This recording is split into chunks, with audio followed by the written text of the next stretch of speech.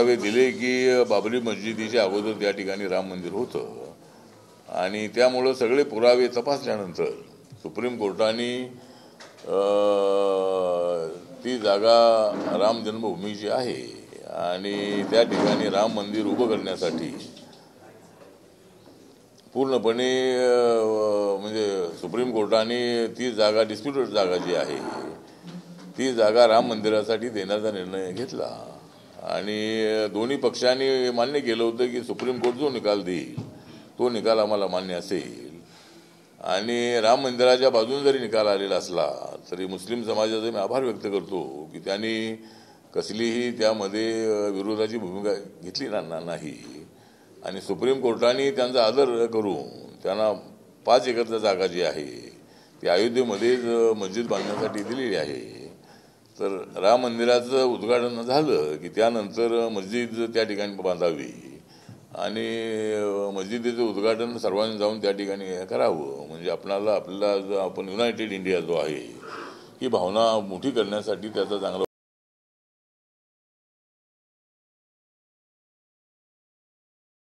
उपयोग होऊ शकेल. ज्यांना अनेक लोकांना निमंत्रण देण्यात आलेले आहे ज्यांना निमंत्रण दिलेले आहे त्यांनी त्या ठिकाणी जाणं अत्यंत आवश्यक आहे आणि ज्यांना जायचं असेल त्यांनी जावं आणि मला वाटतं की एक भव्य दिव्य अशा पद्धतीचा सोहळा जो आहे तो होत आहे आणि बाबासाहेब आंबेडकरांनी संविधान दिलेलं आहे त्या संविधानामध्ये प्रत्येक धर्माच्या माणसाला आपला आपला धर्म पाळण्याचा अधिकार आहे आणि आपल्या देशामध्ये हिंदूंची संख्या मोठी संख्या आहे. या देशामध्ये मुस्लिम राहतात, बौद्ध राहतात, ख्रिश्चन राहतात, जैन आहेत, लिंगायत आहेत, पारशी आहेत, असे अनेक धर्माचे लोक या देशामध्ये राहतात. शीख आहेत तर परंतु हिंदू या देशामध्ये मेजॉरिटी नसल्यामुळं त्या ठिकाणी मला वाटतं की सर्व धर्मियांच्या धर्मगुरूंना त्या ठिकाणी बोलवण्यात आलं असण्याची शक्यता आहे. तर ते उद्घाटनाचा एक सोहळा भव्य दिव्य अशा पद्धतीचा होणार आहे पण हा सोहळा बीजेपीचा अजिबात नाही आहे. संजय राऊत पुन्हा म्हणतायत की हा सोहळा बीजेपीचा आहे हा सोहळा बीजेपीचा आहे. हा बीजेपीचा सोहळा नाही आहे. हा सोहळा राम जन्मभूमीचा जो ट्रस्ट आहे त्यांनी ठेवलेला सोहळा आहे आणि त्यांच्या वतीनं देशभरातल्या अनेक लोकांना निमंत्रित करण्यात आलेलं आहे. ज्यांना रामाबद्दल आदर आहे त्यांनी त्या ठिकाणी जायला हरकत नाही आहे. जे इतर धर्मीय लोक आहेत त्यांनी बाबासाहेबांच्या संविधानाचा आदर ठेवून सर्व धर्मसमभावाची भूमिका आपल्या संविधानामध्ये आहे त्यामुळं सर्व धर्मियांनी त्या ठिकाणी जावं आणि हिंदू धर्मियांच्या आनंदामध्ये सहभागी व्हावं अशी माझी या संबंधातली भूमिका आहे.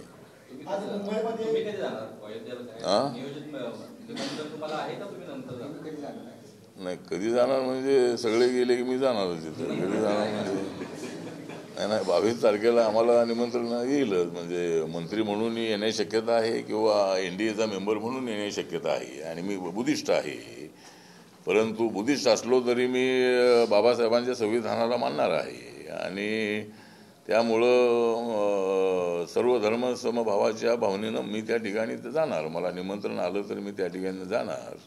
आज युतीची बैठक आहे मुंबईमध्ये घटक पक्षाला आपल्याला बोलवण्यात आलेला आहे का? हां आम्हालाही बोलवलेलं आहे. आमचे इतर जे प्रतिनिधी आहेत त्या ठिकाणी महाराष्ट्राचे अध्यक्ष राजाभाऊ सर्वोदे आहेत, गौतम सोनवणे महामंत्री आहेत ते त्या बैठकीला उपस्थित राहणार आहेत आणि त्या ठिकाणी आमच्या पक्षाची भूमिका ती मांडतील तिथं.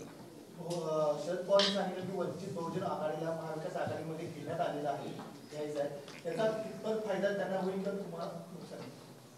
मला वाटतं की वंचित बहुजन आघाडीने कुठं जायचं तो अधिकार त्यांचा आहे. प्रकाश आंबेडकर ते सक्षम नेते आहेत, आमच्या समाजातले एक सिनियर आणि अभ्यासू नेते आहेत, पॉलिटिक्सचा चांगला अभ्यास असणारे ते नेते आहेत.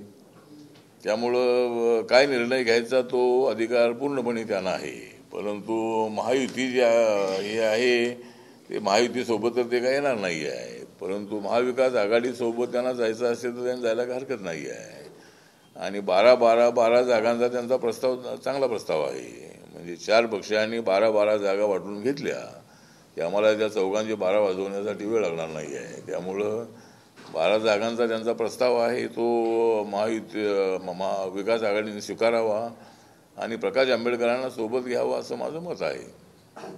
देशात आणि राज्यामध्ये वेगवेगळे विचारसरणीचे पक्ष एकत्र येतात मात्र तुम्ही बरेच वर्ष आरपीआय एकीकरणाचा प्रस्ताव ठेवत आहे, नेमकं कुणामुळं तो प्रस्ताव आढळला? कुणामुळे कुणावर आरोप काय मी करत नाही आहे, पण एक तर ऐक्य करायचं असेल तर एक खालच्या पातळीवर सुद्धा ऐक्य झालं पाहिजे. म्हणजे जनतेला माझं आव्हान आहे की तुम्ही नेत्यालाच फक्त दोष देऊन चालणार नाही आहे, तर आपण गावागावामध्ये आपण एकत्र आहोत का? गावागावामध्ये अनेक मंडळं स्थापन केली जातात. कुठल्या एका नेत्याच्या पाठीमागे उभं राहण्याची मेंटॅलिटी नाही. स्वतःचा एक गट स्थापन करून लगेच ऑल इंडियाचा अध्यक्ष होण्याची एक मेंटॅलिटी आमच्या समाजात जास्त आहे. त्यामुळं लोकांनी जर ठरवलं की सगळ्या नेत्यांना एकत्र आलं पाहिजे, तर मी ऐक्यासाठी तर मी अनेक वेळेला सांगितलंय की बाळासाहेबांनी बहुजन वंचित आघाडी बरखास्त करावी आणि बाबासाहेबांचा पक्ष त्यांनी चालवण्यासाठी त्यांनी आमच्यासोबत यावं. त्यांना पक्षाचं अध्यक्षपद त्यांना देण्याची माझी तयारी आहे.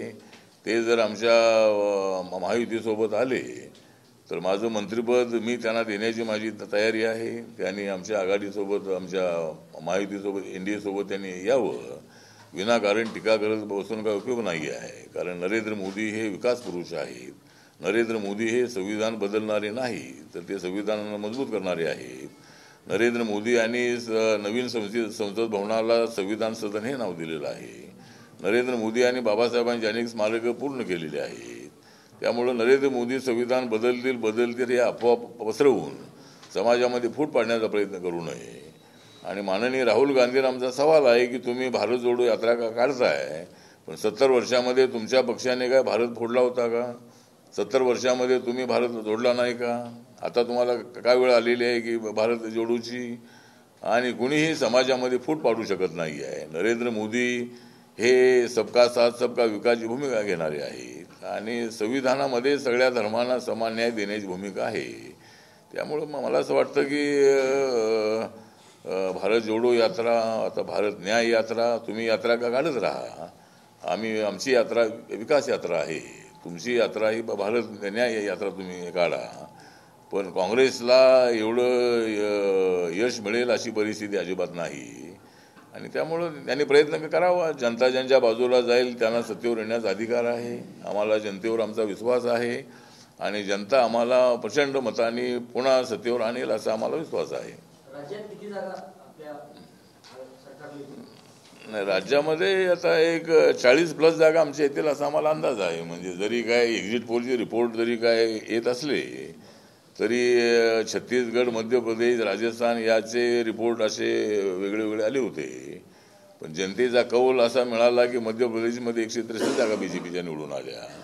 त्यामुळे ठीक आहे, एक्झिट पोललाही त्यांचा पोलमध्ये काय ओपिनियन देण्याचा अधिकार आहे, परंतु जनता आमच्या पाठीशी आहे आणि जनतेनं आमचं काम बघितलेलं आहे. आणि एकट्या नरेंद्र मोदीला हरवण्यासाठी हे सगळे पैलवान एकत्र आलेले आहेत. पण त्या पैलवानांनी काही तेवढी तयारी केलेली नाही आहे. त्यामुळं आम्ही तयारी केलेले सगळे पैलवान आहोत.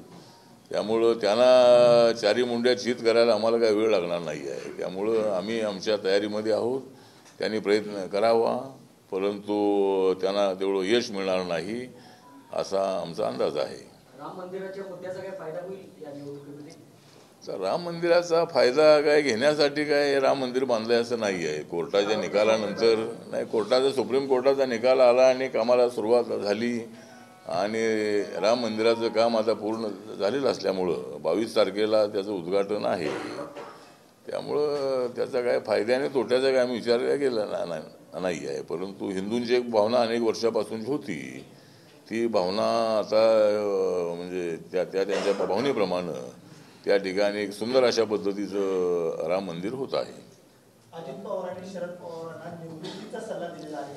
राजकारणाच्या निवृत्तीचा सल्ला दिलेला आहे अजित पवारांनी शरद पवारांना निवृत्तीचा सल्ला दिला आहे. त्यांनी निवृत्ती घेऊन आशीर्वादाने सल्ले देण्याचे काम करावं. नाही, पवार साहेबांनी आशीर्वाद द्यावा असं अजितदादांनी म्हटलेलं आहे. ते खरी गोष्ट आहे, कारण अजितदादांना शरद पवारांनीच आशीर्वाद दिलेला आहे. त्यामुळं अजितदादांना शरद पवारांचा आशीर्वाद अनेक वेळेला मिळालेला आहे. त्यामुळं आता अजितदादा हे आमच्यासोबत आलेले आहेत. पवारसाहेबांनी यावं अशी आमची इच्छा होती, पण पवारसाहेब आले नाही आहेत. पण अजितदादा मात्र आमच्यासोबत आलेले आहेत आणि त्यामुळं निवडणुकीमध्ये आम्हाला नक्की त्यांचा फायदा होईल आणि आम्ही 40+ जागा जिंकू असा आम्हाला विश्वास आहे. ठीक आहे, चला. तुम्ही मुख्यमंत्री करणार हां हां अजित पवारांना मुख्यमंत्री करायला तुमचा पाठिंबा असेल का? अजित पवारांना मुख्यमंत्री करण्यासाठी तुमचा पाठिंबा असेल का? नाही, मुख्यमंत्री करण्यासाठी म्हणजे आता सध्या तर एकनाथ शिंदे मुख्यमंत्री आहे, त्यामुळे त्यांच्या नेतृत्वाखालीच निवडणुका पार पडणार आहे. त्यामुळे सध्या तरी अजितदादांना मुख्यमंत्रीपद मिळण्याची शक्यता नाही. आता पुढच्या काळामध्ये काय होणार आहे काय सांगता येत नाही आहे. परंतु सध्या तरी देवेंद्र फडणवीस यांनी जाहीर केलेलं आहे की अजित दादा उपमुख्यमंत्री आहेत, ते उपमुख्यमंत्री आहेत आणि या दोघांची इच्छा असण्याची शक्यता आहे. परंतु एकनाथ शिंदे हेच सध्या मुख्यमंत्री आहेत आणि लोकसभेच्या आपल्या निवडणुका ज्या आहेत ते त्यांच्या नेतृत्वाखालीच होतील असा आपल्याला विश्वास आहे. देवेंद्र फडणवीसांना पक्ष दिल्लीला तुमच्यासोबत देवेंद्र फडणवीसांना पक्ष तुमच्यासोबत दिल्लीला पाठवेल असं चर्चेपर्यंत नाही, आमच्यासोबत त्यांची आवश्यकता नाही आहे. त्यांना आम्ही इथं मुद्दाम ठेवलेला आहे.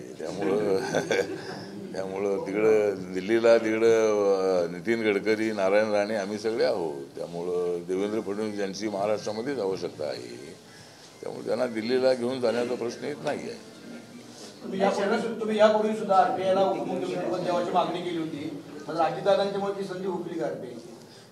नाही, उपमुख्यमंत्री अशी काय आपण मागणी केली नव्हती. आपल्या पक्षाचे आमदार नाही आहे. अनेक लोकांचे बोर्ड लागतात, पण ठीक आहे, आम्ही काही तशी मागणी केलेली नाही आहे. आणि केंद्रामध्ये मात्र आपल्याला राज्यमंत्री आपण आहोत, तर त्या पद्धतीनं बघूया. पण आमची उपमुख्यमंत्री पदाची काही तशी मागणी नाही आहे.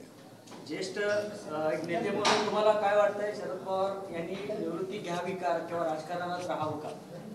नाही, निवृत्ती शरद पवारांनी घ्यावी. आता एक जर निवृत्तीचं त्यांचं वय जरी असलं तरी अजितदादा यांनी बंड केलेलं असल्यामुळं सध्या ती निवृत्ती घेतील असं वाटत नाही आहे. आणि अजूनही शरद पवार मजबूत आहेत, पण त्यांनी त्यांचं काम करावं. अजितदादांचं काम करतायत आणि पवारसाहेब त्यांचं काम करतायत, त्यांनी त्यांचं काम करावं. पण जरी अजितदादा म्हटलेले असले तरी पवारसाहेब निवृत्ती घेणार नाहीत. चला, ठीक आहे, थँक्यू. सध्या राज्यामध्ये विकसित भारत संकल्प यात्रा सुरू आहे. विकसित भारत संकल्प यात्रा सुरू आहे सध्या राज्यामध्ये, त्याबद्दल तुम्ही काय सांगाल? विकसित भारत यात्रा सुरू आहे. तर आता विकसित भारत संकल्प यात्रा जी आहे ती आमच्या 9.5 वर्षाच्या काळामध्ये केंद्र सरकारने ज्या योजना राबवलेल्या आहे, पूर्वी किती काम झालं होतं आणि आता काम किती झालेलं आहे याचा आढावा घेण्यासाठी आणि सगळ्या गावातल्या लोकांना आमच्या योजना समजावून सांगण्यासाठी भारत विकसित संकल्प यात्रा सुरू आहे. आणि व्हिडिओच्या माध्यमातून सगळ्या गावकऱ्यांना ते चित्रफितीच्या माध्यमातून सगळ्या योजना दाखवण्यात येतात. आणि आम्ही सगळं केलं आहे असं आमचं म्हणणं नाही आहे. पण पूर्वीच्या तुलनेमध्ये आमच्या 9.5 वर्षाच्या काळामध्ये किती प्रगती झालेली आहे. भारत 10व्या क्रमांकावर इकॉनॉमीमध्ये होता, आता तो 3ऱ्या नंबरवर आलेला आहे. पहिल्या नंबरवर अमेरिका आहे आणि 2ऱ्या नंबरवर चायना आहे. त्यामुळे नरेंद्र मोदींना आता पुन्हा संधी मिळाली तर भारत 2ऱ्या नंबरवर येईल. आणि चायनाला मागे टाकून अमेरिका 1 नंबर आणि भारत 2 नंबर, आणि 5 वर्षामध्ये अमेरिकेला मागे टाकू भारत 1 नंबरवर सुद्धा येण्याची शक्यता आहे. त्यामुळे विकसित भारत संकल्प यात्रेच्या माध्यमातून आम्ही ज्या योजना राबवलेल्या आहेत त्याचं सत्यचित्र जे आहे ते लोकांसमोर मांडण्याचा या यात्रेच्या माध्यमातून प्रयत्न आहे. विवेक कांबळे साहेब नाहीये, त्यामुळे आरपीआय जिल्ह्यात तुम्ही कशी स्ट्रॉंग करणार, बांधणी त्यांनी कशी करणार आहे, त्या ठिकाणी जाऊन चेहरा पण असतो. आता एक तर आरपीआय स्ट्रॉंग करण्यामध्ये अडचणी आम्हाला आहेत, कारण विवेक हा अत्यंत धाडसी ॲक्टिव्ह असा नेता होता. त्यामुळे त्याची जी पोकळी आहे ती भरून निघणं अत्यंत अवघड आहे. पण आता भैया त्यांचा मुलगा तो तर पक्षामध्ये आता युवकचा अध्यक्ष आहे. बाकीची आमची सगळी चीन आहे, जगन्नाथ ठोकळे आमचे कॉर्पोरेटर आहेत, बाकीचे राजेंद्र खरात अध्यक्ष आहेत, संजय कांबळे आमचे कार्याध्यक्ष आहेत, अशी सगळी टीम आमची आहे. आमचा नाना वाघमारे आहेत, तर सगळी टीम आमची आहे. आणि यांना विवेक कांबळेंचा आदर्श घेऊन डोळ्यासमोर ठेवून या सगळ्यांनी काम करावं आणि पक्ष मजबूत करावा यासाठी माझ्या वतीनं ते त्यांना पूर्णपणे सहकार्य मिळत राहणार आहे.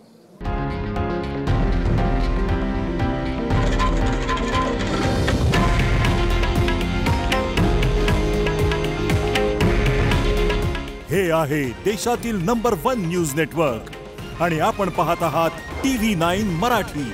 काळजी तुमची, हित महाराष्ट्राचं.